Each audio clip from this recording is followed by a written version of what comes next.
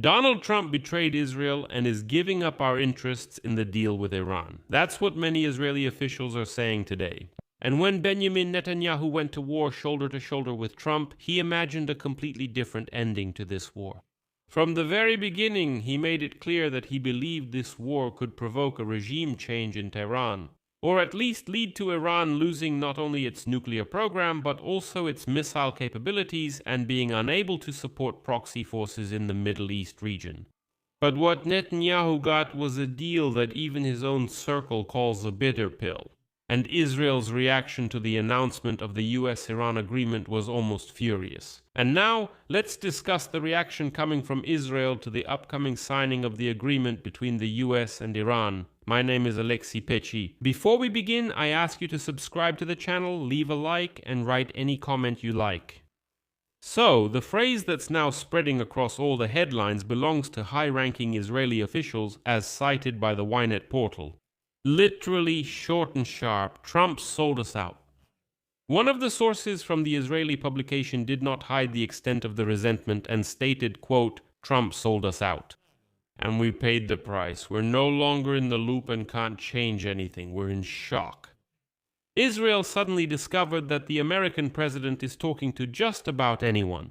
With Iran, with Pakistan, with Qatar, with Turkey, even praising the Iranian leader Mahdi Majtaba Khamenei, but not having a proper dialogue with Israel. Israel was left out of the negotiations, even though at the beginning of the war, Trump and Netanyahu made decisions together about strikes on Iran in the White House Situation Room. What exactly is angering Israel right now? Well, previously it couldn't influence the text of the future peace agreement. What worries the country most is that it can't influence the content of the document. Netanyahu's voice isn't being heard. This is a bad agreement. No one in Israel is happy about this, said one of the Israeli officials, adding that it harms Israel's interests. A third source, Ynet, added a geopolitical touch. In the Middle East region, this deal is not seen as a victory for the United States of America, but rather the opposite, as a result of pressure from Iran and concessions from Washington. Moreover, Israeli officials expressed doubt that the agreement will be long-lasting. And there is some truth to this. In the previous episode, I already told you that the United Arab Emirates and Qatar agreed to pay real money to Iran so that it would not strike them. Just think about that. Well, that means they no longer believe in US security guarantees. They don't believe in any kind of American security umbrella in Qatar and the Emirates. They say, okay, fine, let's just pay Iran. It's important to grasp the depth of this shift, as they say. For years, Trump was Israel's main ally in containing Iran. He shared the assessment of the Iranian threat.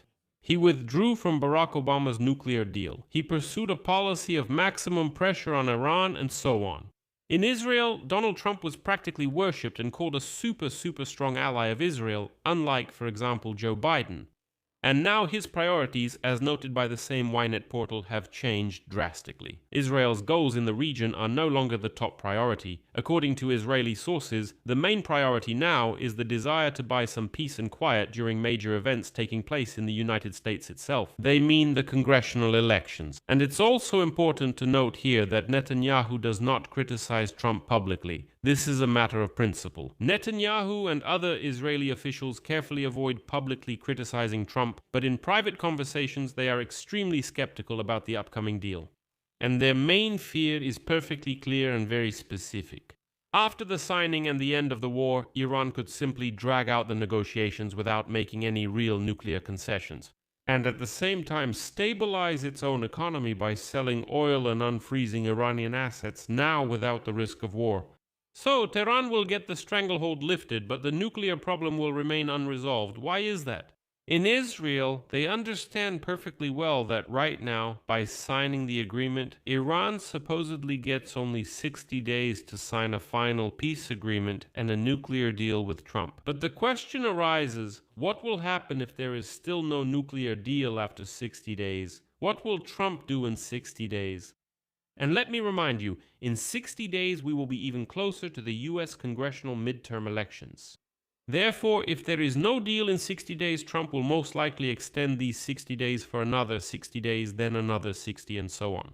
Let me remind you that Iran has already held nuclear negotiations with two administrations, Biden and Trump, for years and years without reaching any result, so nothing is stopping them from doing the same now. What's important is that the sanctions will be lifted and assets unfrozen at this stage.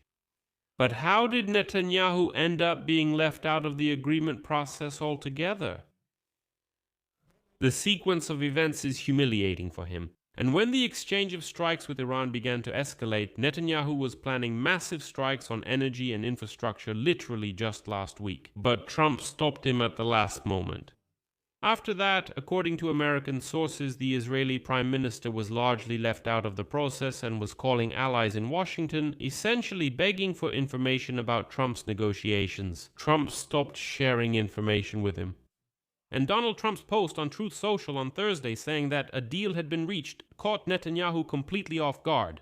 When Trump called him an hour later, saying that this was the very deal, a great deal, and that it was time to end this war, Netanyahu didn't strongly object or argue. According to an American official, as reported by Axios, he realized that he would no longer be able to stop the signing.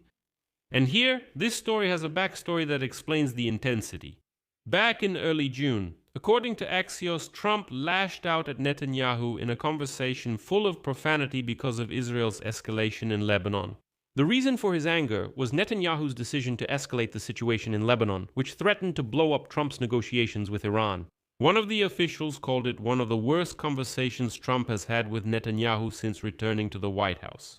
Later, Trump publicly confirmed that he was, in his words, a bit annoyed by Israel's constant strikes on Lebanon and confirmed the harshness of his statements. And so the pressure point for the future is precisely Lebanon.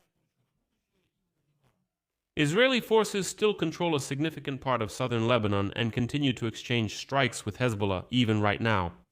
A senior American official warned that if Hezbollah launches rockets at Israel and Iran continues to arm Hezbollah militants, it will contradict that very peace deal. But Israel sees a trap on the other side. Since the ceasefire in the agreement extends to Lebanon, officials in Jerusalem fear that the Trump administration will limit their freedom of action against Hezbollah and require them to coordinate every strike.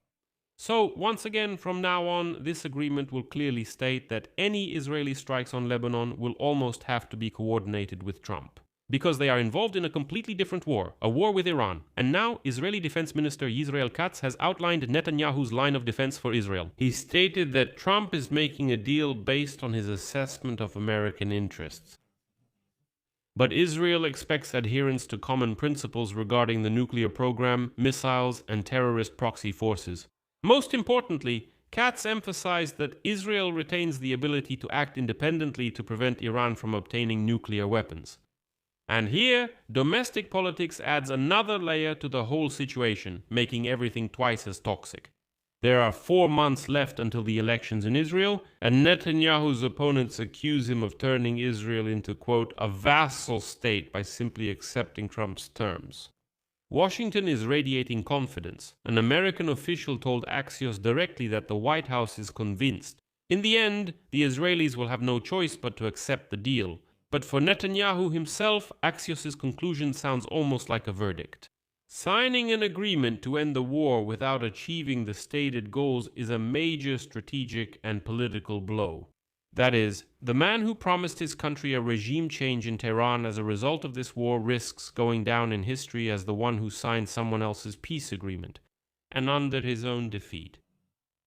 I'll leave it at that. As usual, share your opinions and conclusions in the comments below this episode. If you want to support the work of this YouTube channel, you can do so with any donation using the links and details in the description below. There you'll find Buy Me a Coffee, Patreon, links even to crypto wallets, and bank details. In short, whatever is convenient for you. Choose what works best, and I'll be grateful for any support. That's all for now. Take care of yourselves. Goodbye, everyone.